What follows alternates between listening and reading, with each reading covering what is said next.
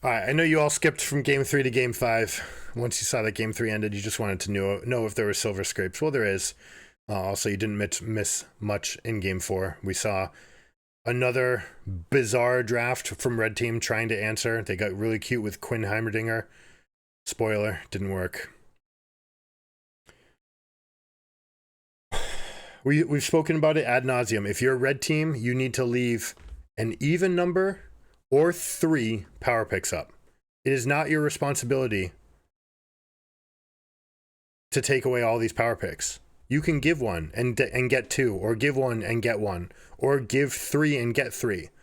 You just don't want 5. You don't want 1. Those are the 2 options. You don't want to leave that many up.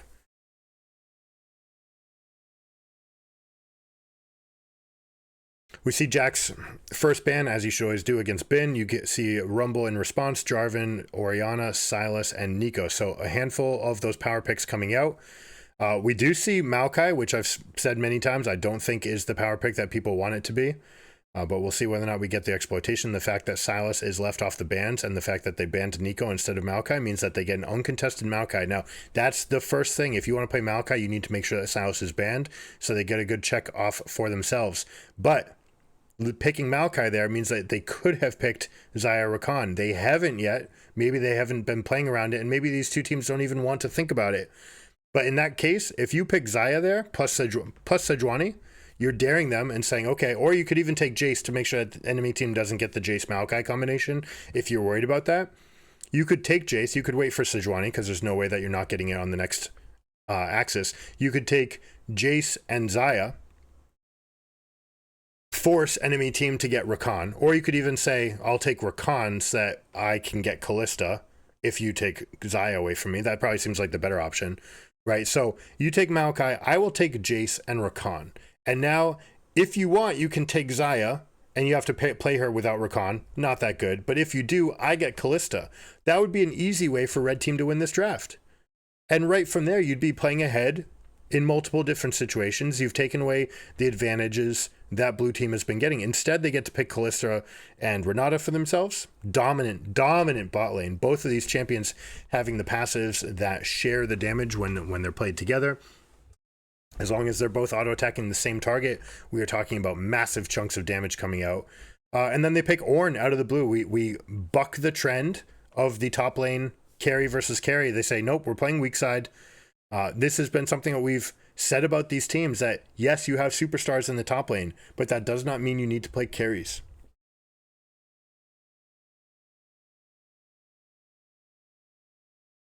Caitlyn Lux, hate to see it. I do not think this is a particularly good champion combination. They are scuffed compared to where they were last year, and even last year it was pretty gimmicky. You had to win lane by a significant amount, otherwise it wasn't going to matter. What do you think? Do you guys think Caitlyn Lux is viable?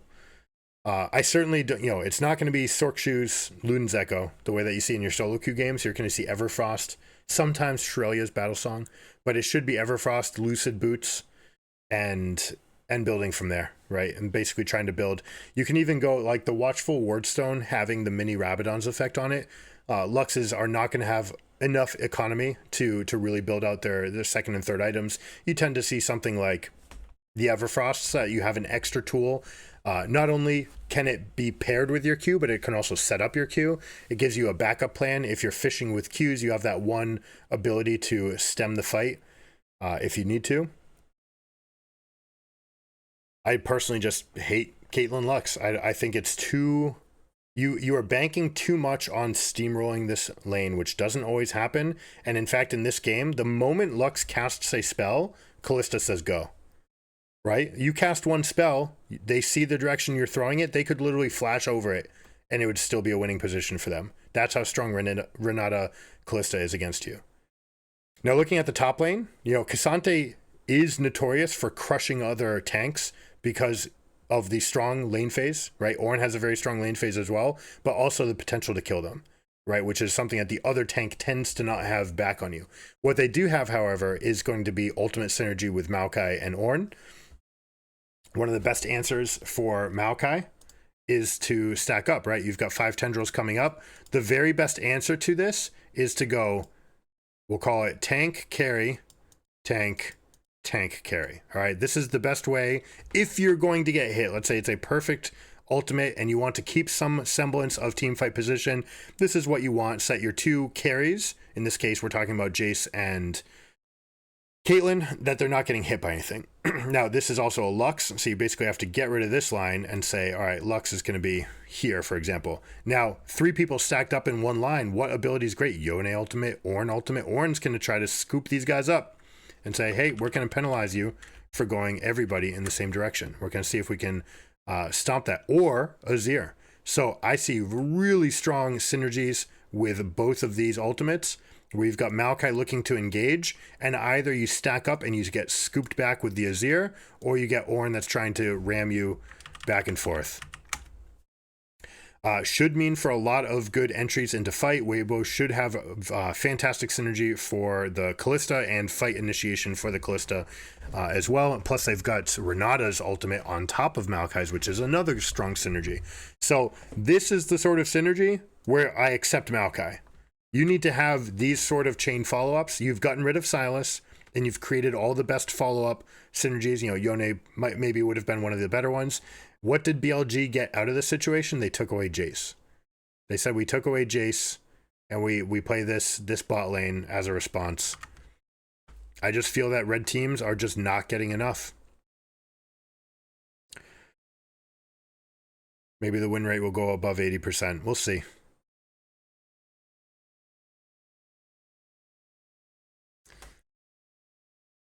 All right, so Jace versus Azir, one of the interesting things, they did pick Jace, and we ended up getting Azir into Jace. And most people are pretty comfortable picking Jace into Azir because he has a lot of kill threat. All right, Azir's going to have poking advantage, especially if they go for the Scorch combinations. They might go for Presence of Mind with Conqueror. They might go Cheap Shot or with Relentless Hunter to be able to position their ults. They might go with Scorch plus Mana Flow Ban to make sure that they've got enough to win the laning phase. That always comes up to the discretion of the champions and the coaches, what they're deciding to get out of this lane. But Jace has more of the all-in threat. Now, Jace tends to not necessarily need Dorn's Shield in this matchup.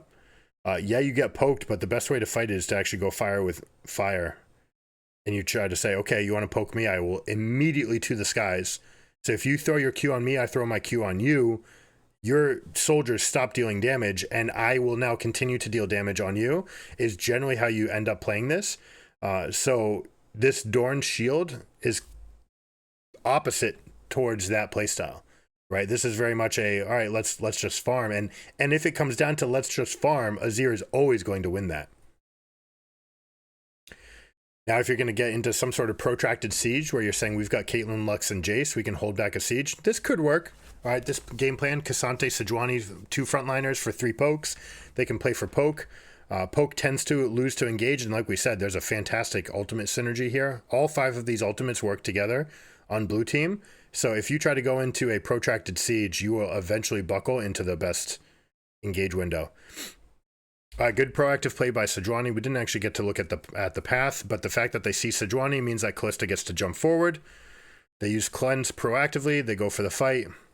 And you see the synergy between Renata and Kalista. I'm actually surprised that they're looking for this push right here. They're going for a pretty hard push. Tends to mean that they want the immediate recall. All right, there they go. Immediate recall it is. Azir teleports back to mid. The wave was sitting there waiting for them, so they actually don't lose that much.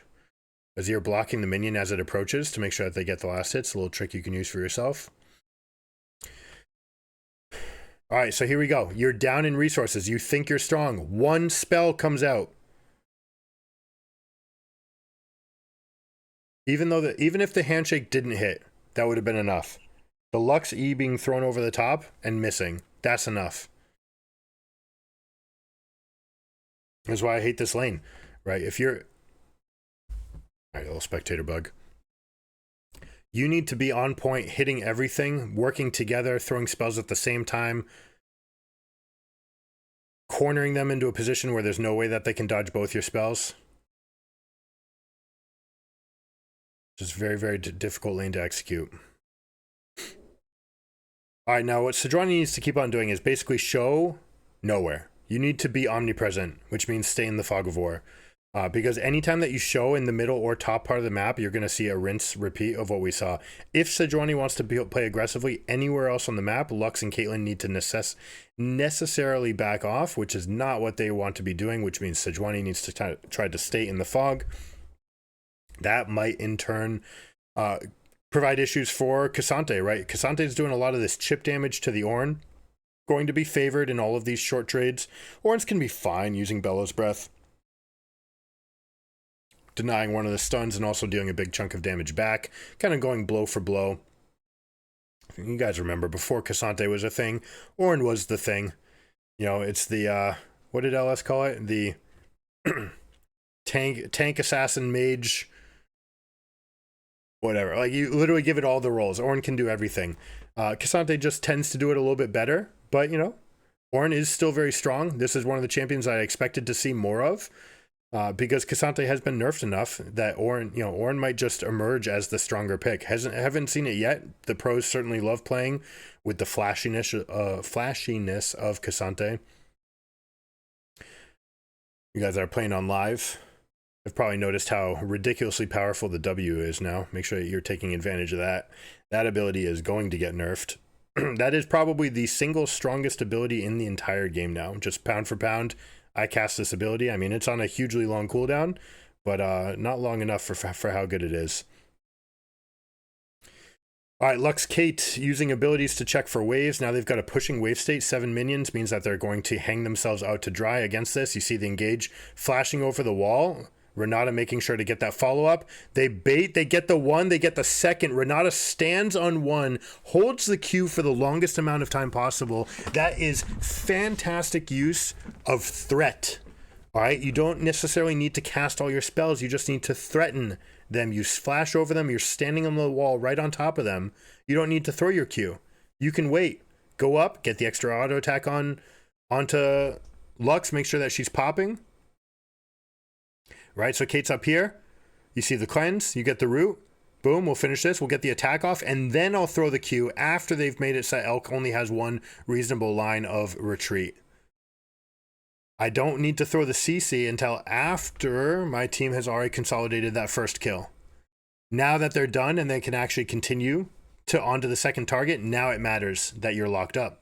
Makes it very, very easy for them to continue. Beautifully done. Beautifully done by the ex-world champion, Crisp.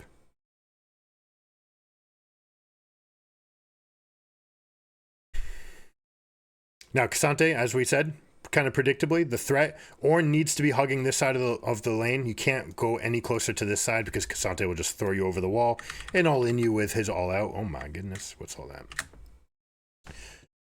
So Ornn's just dutifully plugging in on the left side, holding his own. You know, you can be down 15 CS, it's not that big of a deal. All right, we're talking about 300 gold, an extra cloth armor, no big deal. What you need to make sure is that you're staying up on your experience, that you're not getting dove at the wrong timers. You see Weiwei kind of hovering at this moment where Bin might be looking for a dive. They might go for him instead. Dodges away from the binding there. That's a fantastic play. Individually, singular. Now all this action in the top lane, I like what BLG is doing. They're shooting their shot. Very difficult position to be in. They're going to be losing bottom to the tune of enemy team can do whatever they want to us at any moment. Therefore, we have to just leave. All right, this is a just fold situation. Get out. Nothing to be done. I just need to escape. Maokai actually plugging the Sejuani ultimate to stop it from blocking Ornn from hitting R2. Means that he clears out the wave with his ult. Beautifully done. Sometimes you use ults for peel, sometimes you use them for zoning, sometimes you just use them for the waves. And we see option C right there. Make them spend the most amount of time. Every time that you kill one wave, that's an extra 30 seconds that you buy for yourself in the top lane. That's extra time for the Kalista and the Renata to go. Now, K'Sante's actually trying to plug the whole bot. I do not like this answer. All right, because K'Sante can actually get killed by this duo. There's enough threat here, and you actually see him already getting chunked and then moving back. He can't stay here in this lane. This is often a play you can do when you have an all-in threat on something like, we'll say, Darius against a Nautilus, right? Where you can say, okay, if you actually want to get on top of me, like, yeah, we can fight, and I can flash on top of your carry, and if your Nautilus tries to peel me, I'm just going to get two-man Qs, you know, off against everybody. You can do it with Gnar, has longer range. You can fight Kennen. You want to fight me? I'll turn on my ultimate and I'll kill both of you. Like, those are the sort of situations. K'Sante does not want to be in a situation against Kalista, not ever, right? Only end game when he can 100-0 her with all out, right? And basically 100-0 with 0 uptime. We're talking 4.5 seconds of crowd control, backed by a Jack Show Protean. That's actually another weird thing. When's the last time we've seen the Protean here? We don't see this item anymore. It's always Iceborne Gauntlet. Now, Jack Show Protean, you're going tank versus tank, frontline, poke versus poke. Yeah, you're going to get that stack off. It'll get a little bit more value. But Iceborne Gauntlet just fits so well with K'Sante's kit. And specifically, it's the only way that you're ever going to slow down some of these longer range champions if you're getting into the backside. It also gives you enough for the armor. Allows you to play for your Gargoyle Stoneplate to be your magic resist item against the Azir. Maybe so when you get Jaksho against a team like this, you're saying, I have the plan and I'm sticking with it, and like, I'm going to lay on this hill, die on this hill sort of strategy. Live and die by plan A of me tanking for everybody. That's when you buy Jaksho the Protean. And you can essentially guarantee that fights are going to look like that because of the composition. So if there were a composition to ever buy Jaksho into, this is it, right? Maokai Ultimate's coming up. They're going to force a fight, and they have ability to impose their will to make the second half of the fight happen. The problem is, how are you ever sticking onto Kalista? You basically need a Jace accelerated shock blast to hit Kalista early on in the fight. Otherwise, you're never going to have enough damage for her. Kate Lux can't do it. It's not enough, especially against Blade of the Rude King. Once we get the healing online, we'll see whether or not we get Overshield. Next time we see her on the map, we'll see whether or not she's got the Overheal. It's going to be very, very difficult to get it. Yeah, there it is. Overheal's online. Such a big chunk. Could have gone further, honestly, but doesn't have perfect information on enemy team.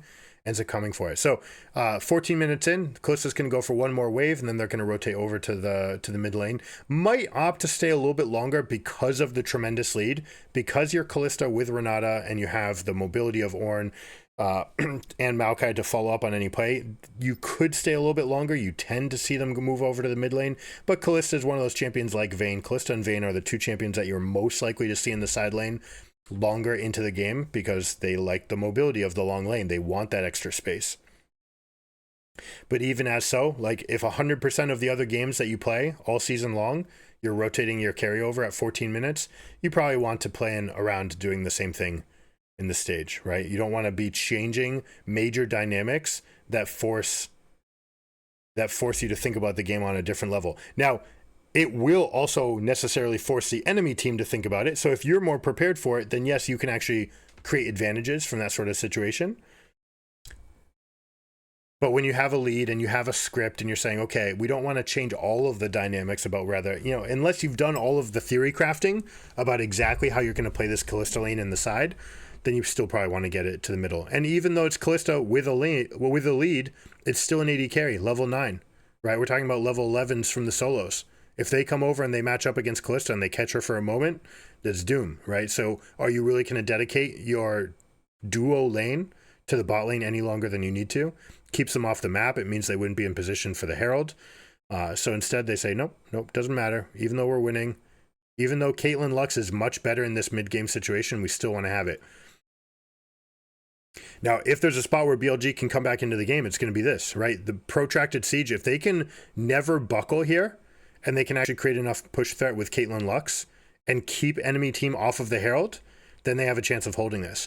But if this Herald goes to Weibo and they're able to throw it into mid lane, then it's going to be pretty tough for BLG to come back. It looks like they're seeding it. They're opting for the turrets. Jace is playing for the bot lane turret for himself, not even trying to harass for this. This is normally where Jace is best, harassing this Herald take.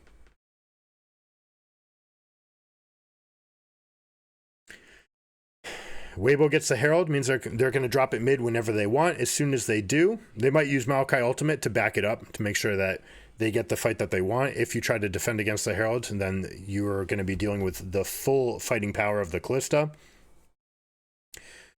BLG saying, all right, you can have that prize and you can take middle for it, but we're going to take both your side lanes and try to play for an advantage with those. Singular advantage on the carries. 2 items finished on Jace, although it doesn't really count as 2 until you finish the mirror mana. Cassante probably sitting on a boatload of gold right now. Probably about 2,000 gold, honestly. Might opt for an Abyssal Mask. Fantastic game for an Abyssal Mask. Unfortunately, it's not going to give much of the extra damage. Hold on, we see the all-in potential.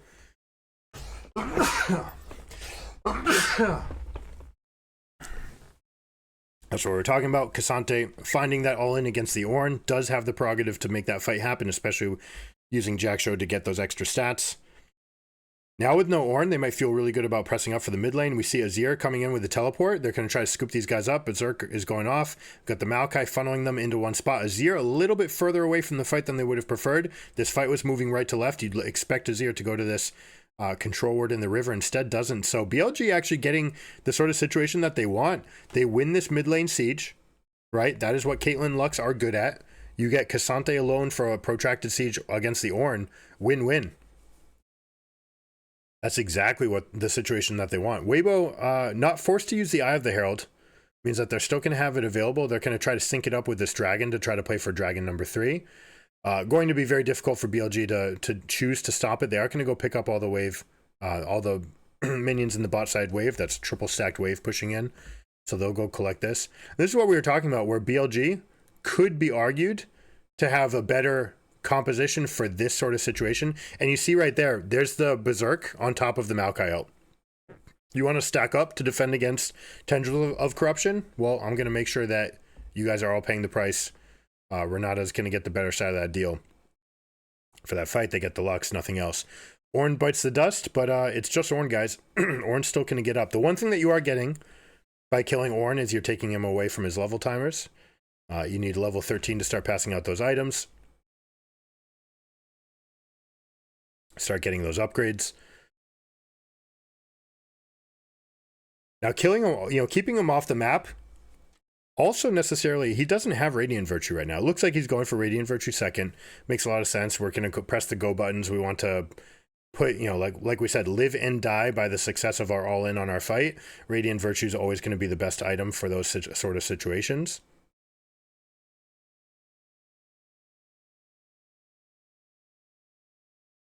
Interesting play by Lux. You see how she's putting the E out there and not even popping it, even when it's for extra damage. Tends to be that they just want to keep the slow field and they want to keep the vision for longer, right? With the dragon spawning, they wanted to make sure to keep that. All right, Cassante's going, Ornn's going. We're going to have everything. The Eye of the Herald also being popped. The live and die by the fight. That's what Weibo says. We get the fight. We get the lineup. Boom. Berserk hits everybody. The Ornn, the Ram hits everybody, but Jace comes in on the side of the fight. They're actually playing pretty well here. Callista's actually on the side playing against Lux. This is not the situation that you want. BLG's getting everything that they want from this fight. Now, the only way that they can turn this is that if they continue in one direction and they win fights in one direction, but it looks like they're going to get corralled and everyone's going to bite the dust. So BLG gets a huge breath of life. Azir gets 1 kill back. That's 2 kills back. That's so huge. And Callista got another one. My goodness. That could have been a situation where they had a clean ace, and instead they got 3 kills. That is such a big deal because that's the difference between just losing Dragon and losing Dragon and Baron. They're not going to have enough firepower to take the Baron as well. So look at this situation. They try to line it up. Lux gets a big chunk. Aggro's the Dragon particularly. Now this is an interesting spot where you see these lines of scrimmage being drawn. Look at the control ward advantage. Always take note of this in these fights. You have vision in this bush. They don't. Both of these bushes, they don't. That creates windows where you can continue dealing damage to blue team. They cannot continue dealing damage to you, right? They lose sight of you for a moment. That can be enough.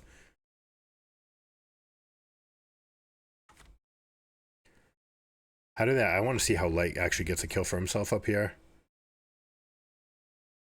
Is it against the Lux? Is it just a Q auto right here? Sidesteps on almost no notice. Oh my gosh. On is going to kick himself for that. You did not need to continue. You could have just thrown the E out and left it there to be a pocket that the Callista couldn't go through. Hold on, they're coming back. Ultimates are coming back online. We see the Berserk. This is a huge Berserk. Azir shuffled. They knock everybody up. BLG gets the dragon, but then gets a worse recall timer off. Means that they can come back only in time to get traps down. It's not enough to get their full line of scrimmage, the vision lines that they wanted. So now Weibo's got the advantage here. Now they are trying to siege in against the Lux. Lux has no ultimate. Big fight. They're playing in the corner. That's a very dangerous pocket to be playing into. They're saying we're living and dying by this Baron. Kasante's peeling the whole other extra group of them. Wei draws the Caitlyn ultimate. That is not the target you want to hit with that guy.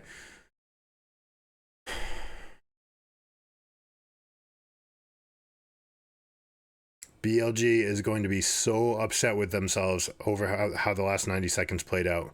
Oh, big Lux ult. Not good enough though. Crown of the Shattered Queen. Absolutely hate it. There's a lot of situations where I'm okay with it. Everfrost in this game, like, yeah, I understand that you don't want to be the one caught out, but this is going to be live and die by the effectiveness of the Maokai ult. Hold on, we'll take a look at the fight. Look at these lines of scrimmage. Lux playing at odds with the rest of her team. You know, you can get some amount of poke here, but you absolutely want to be casting this W shield onto everybody. Caitlyn does not want to be throwing that ultimate there onto Maokai.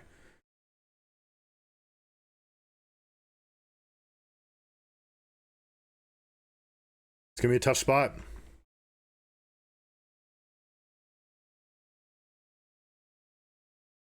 So, yeah, as I'm saying, Tendrils comes out. Everfrost is one of the best tools you could have in response to that. Hey, everyone on your team wants to dive at us. All right, I stand behind, you know, like we said, the formation is going to be, you know, Sejuani here, K'Sante here, and you put Caitlyn Lux. Lux can throw her shield through this and have it go backward and forward. Then while she's rooted by the Maokai ultimate, can still cast her Q, can still cast Everfrost. You can deny a lot of the potential for the engage from actually closing in on you. And having an extra source of rooting the Ornn can't be negated either, right? The fact that you might get an answer here. The Shy gets huge. Was that a mid-combat elixir of fortitude, or was that Jack Show? I don't think it was Jack Show, right? He's not even building that. BLG hemorrhaging HP on the backside of this fight. Couple ultimates being used. Azir's is still available. It's the one that they have there. It's the full disengage. If there's one that you want to keep up, that's the one. Hold on, we see an engage from Bin. Bin's looking for the K'Sante engage. Is his team? I don't know if the rest of the team's in position. On is very low health, and you have no Sejuani here. So Bin uses it to try to peel, but it's Maokai. Very, very difficult. So he does not have the damage to consolidate that for his team. I like that he took the shot. Next time we get up, though, 30 seconds left on the Baron, so they can have the empowered recalls. Next fight, we're going to have all of these abilities back up again. And it's all going to be about whether or not you can make this fight happen. You're going to have Sejuani, but what we'd like to see, formation, sentry number 1, sentry number 2, carry, something like this. Or you can have Jace on a different axis like this. So you have Lux behind the two of them. You want to get max value on your shields. Make sure that they're passing through 2 champions always. You want to have Jace maybe firing from a different angle, and you're trying to get as much pepper off as possible and poke to lead into these fights. Because like we said, if it comes down to a front to back and all the ultimates get to synergize for Weibo, then it's going to be a very difficult time for BLG. Now they're down 2k. Frankly, they should just give this dragon. They've got no prio on the map. They've lost the ability to press in here. Maokai's going to be very good in this situation as well. Lux only gets to throw her E. Saplings are arguably just better. It's like having a Lux E, except it stays for longer. Lux is basically gated into just throwing this E over and over and over. Azir's got the range advantage on K'Sante, gets to push this lane with no ill effects. Ornn's going to go out and take a flanking position if he needs to. Actually starting a recall, interesting. Has the teleport available if the fight breaks out. They're confident because of this umbrella on vision that they don't need to do anything. Ornn just uses the teleport to block here, takes away any answers from Jace. Jace was hoping to get a kill on the turret back, try to get 1k back for the team. Ornn stymies that. Now we're going to talk about this this next Baron. All right, so team fight team has all the tools necessary. The Bronzodia is back up. The ultimates are all available. If I were BLG, I would have tried to get a little bit more action, see if you can get one of those ultimates to get used so that you're desyncing it for the next fight. Obviously, with this timer, you still have time. What you can try to do, if you're Weibo, is actually go with one rotation of these spells. The window is basically gone now. You have to do it at about the 140 window. If you go for engages in the lull states, right, those windows where you have between like 2 and 4 minutes left on objectives, you can actually go for a cycle of spells, especially when you're talking like the 2 to 2:30 window. You go for a cycle of spells and then you go for that big engage in those random areas. You pick a fight and then you have them back up again when the objective is actually around. Instead, it was no contest, so we're going to go back over here. What is red team pinging on this side of the map? Are they trying to catch? Now, we talked about it early in the tournament. We have some rotations where enemy team has looked to push this and rotate across the river. That is exploitable. You can put 4 people in that cross path and try to punish them in the junction. This scuttle crap is completely meaningless. Not worth spending any amount of efforts on, and the fact that they did means that Lux and Caitlyn are not in position to get their wards down. You see them moving as like a married tandem. They're always moving together. Caitlyn, Lux traps, Lux puts out vision. Caitlyn uses that time to step forward and place some traps down. Now that the traps are down, Lux can go a little bit further, cast an E further into the next bush and try to get a little bit more vision, then drop some wards. So they continue this cycle and they try to move their line up. But you see right now they're dealing with very shallow lines in this northern quadrant, which means that Weibo's going to be able to pick the fight that they want. They're teleporting on a control ward. They don't even care that they're being seen. BLG saying, we're going to take the fight right now. We're actually going to dare you to fight, and we've got Cassante in the middle of this team, so they're putting everything on their execution in this fight. Cassante gets a 3-man knockback and peels them over the wall, splitting the fight into 2 elements. Now we see Kallista's going to kill Cassante. Cassante was the cost. They said, Bin is just going to sacrifice himself, and we are going to play with the Baron 4v5 for the next 50 seconds. The problem is, it's late enough into the game that we're talking about this desyncing for a moment where they can actually push up and create significant pressure, even into the Baron buff. You also have access to all of the abilities except for one, so you may even look to press up for more advantage. It looks like they're actually not trying to do it. They're trying to recall. This might be, you could consider this a miss by Weibo. 5v4, not getting anything for it, except for a better recall. Losing the Baron tends to be a loss. So big win for BLG. The proactive play, they go on to the Baron saying, nope, we're just going to take it. We're going to take it fast.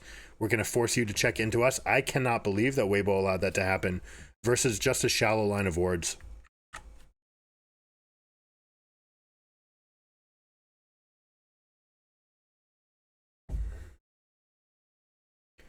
All right, Radiant items coming out. Ginsu's Rage Blades, the Crown of the Shattered Queen, and Radiant Virtue all being upgraded. One more level before we get the Maokai's that's going to be upgraded, and last but not least will be Renata.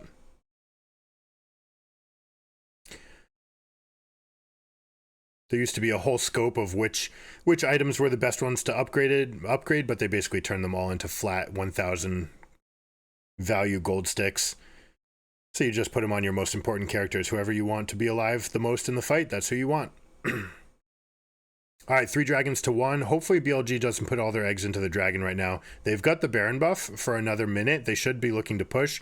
Hold on, we see an engage here. Ozir's teleporting over the top. Are they going to try to press their buttons through this corridor? They're fighting for the vision first. Cassante taking more of a flank position, but now Weibo's actually going to be able to push. Look at this. Weiwei can actually hold this territory and say, hey, look, you want to siege us for this area? We can actually just go push. They need to get out of this situation, though. They need to peel for just a little bit more. They might say, hey, come into our vision. Now we're going to press our buttons. Azir gets the turret up. Going to be a difficult spot for BLG to fight any further. Now, both waves dying is actually a big deal. The fact that Weibo is not able to keep a wave alive means that they have no turret threat here. They can use it for the Ornn teleport, though. Ornn gets chunked out again immediately. Good job by Elk to get that damage out. This is going to come down to execution. They've got enough of an HP lead that they actually could get this. They've created the poke that they wanted. Jace is going to be strong here. Caitlyn as well. Lux as well. Everyone trying to get it now. Is Jiahu going to find a good angle? Wait, Cassante's actually going by himself to the rest of the team. He's actually isolated. The rest of the team might try to pick a 5v4. No, they don't do it. Hold on. Smite diff? Wait. So when you're walking out of the pit, you're getting berserked. He gets run out of range. Callista's able to execute it, and they take out Sejuani as well. K'Sante a little bit too far out of the fight. He's trying to pick another 1v1 over here. But Callista is left to carry the fight because K'Sante has gone so far away. Hey, let's back this up. Let's watch it. This is worth seeing again. Okay, so K'Sante's off doing his own thing. Let's look at the position right here. 4 champions versus 3. You have to expect that you're stronger here. This is something that tends to happen with your Lux supports. I know all you guys in solo queue are familiar with this, where the Lux backing out because Lux is Lux, and she doesn't want to get hit. This is not playing with a Nautilus that's willing to front for your team. The fact that you have 3 ranged characters with just this Sejuani means that the point blank from Renata Ultimate is able to chase Sejuani away. It's very interesting that they put so much heat into the Sejuani, and Lux normally wants to be in a position where she's directly behind the front line so that she can hit shields on multiple people, and opts to take a more aggressive line right here to get more poke, but like this is meaningless poke damage. You can completely ignore Lux. There's the smite plus Callista. They do it during the berserk window. Outside of range, beautifully executed combination. I mean, honestly, the fact that they combined it is what they got right. The timing was not right, so that's something that Weibo can do better. But looking at the rest of the position, like what is Lux trying to accomplish right here? Now she's just going to get forked, where enemy team just gets to wedge in between, and they get to opt which direction to go in. Jace had to spend some downtime. Light was able to take this fight for himself, and you isolate, right? See how Lux moved themselves to one spot of the wall? They couldn't get anything. And then Azir left alone with the K'Sante is able to outcarry.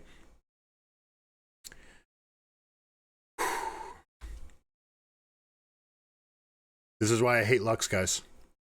You can tell me, hashtag, or put the timestamp 3132, is Lux viable in pro play? Is it worth, can you get enough of an advantage in the lane phase where it's worth giving up that sort of situation? Or is there a way to play Lux? What do you think Lux can do? Can she int herself to put herself in a bad position and just say like, hey, she's 1400 health meat shield, that you have to spend time attacking her means that my team gets to spend time attacking you back. Hold on, we're not getting the end. Chris Baxter jumping back here. We'll tank this up. Mountain Souls are coming online. If Sejuani's able to get a stun here, then we're talking about potential end. Beautiful handshake. Crisp having just enough energy to fight that back. Jace missing on the QE means that the Mountain Shield comes back up. Still going to get the kill. Baron's not for another minute 40 though, so how much are they going to be able to get back? The supers spawning in the mid wave means that you can't end through that wave. Azir is trying to survive. They tried to go for this. Now, meaningful, it looks like they weren't able to get to that 1/3 health threshold on that turret, so that's going to heal back up to 2/3. Holy moly, the tension of a game 5. Guys, this is for a seat at the World Championship. You think these guys are nervous? It's actually a good time to talk about nerves, all right? Box breaths, breathing, mentality, optimization, that's something that we talk about a lot on this channel. Make sure you like and subscribe if you want to find out how to get the best out of the gamer that's inside you. Or if you know someone that is trying to do it, check out gigagamingacademy.com. You guys can check out, we've got special deals going on through Worlds. And we're also having that giveaway, right? Be subscribed, leave a comment. You'll be entered for a chance to win.